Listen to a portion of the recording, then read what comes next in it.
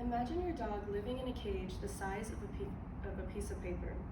Now imagine that same size piece of paper housing a hen, but for its whole life, never being allowed to leave the cage, see the outside, feel the grass on its feet, or even live in a clean area inches above its own feces. This is what the cruel practice of battery cages does.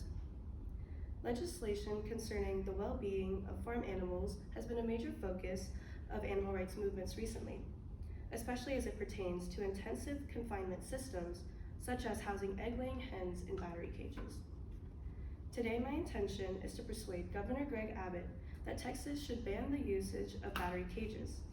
Today, I will discuss the problem with the usage of battery cages, the solution to the usage of battery cages, and the benefits of banning the usage of battery cages.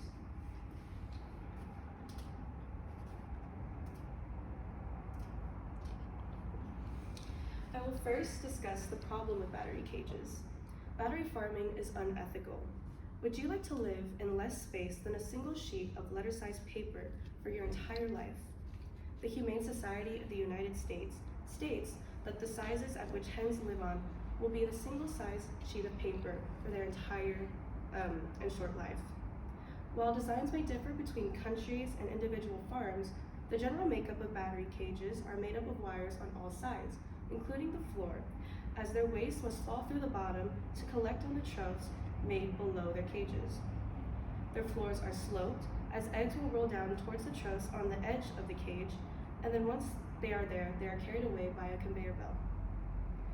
Feeding troughs are allotted on the side of cages of these hens, and food is always available to them. However, they must push their head through the wire mesh, resulting on the feathers of the front of their bodies being rubbed off due to constant friction. Battery cages are the most common method of farming in the US, confining hens in order to produce eggs on an industrial scale and quickly. They are small, cramped, and barren cages which cause a lot of negative physical and psychological impacts on these animals. The bones of these hens grow brittle and become very easy to break, and their natural desire to scratch, explore, and nest are systematically denied. When it comes to understanding the severity of this problem, it is easier to compare these battery cages to prisons rather than the farms you would think of in your head.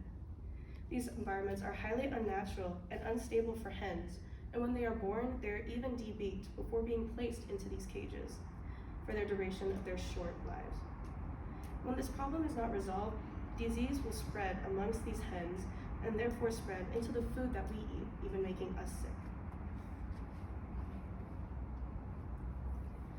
I have just discussed the problem with battery cage usage.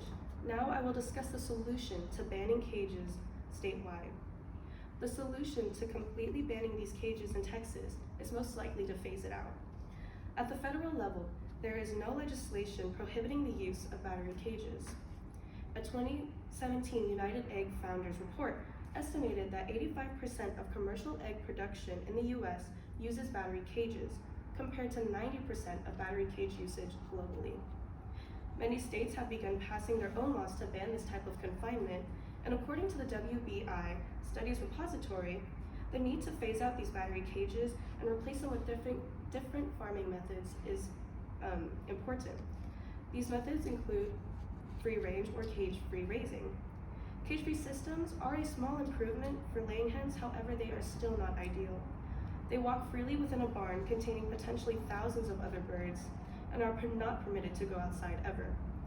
Hens usually have access to perches and areas where they can engage in natural behaviors such as scratching and dust bathing, and they can still have a natural and happy existence. However, they will still never see the light of day. Other methods include multi-level barns or aviaries, which utilize the vertical space within the building and enable hens to move around multiple stories.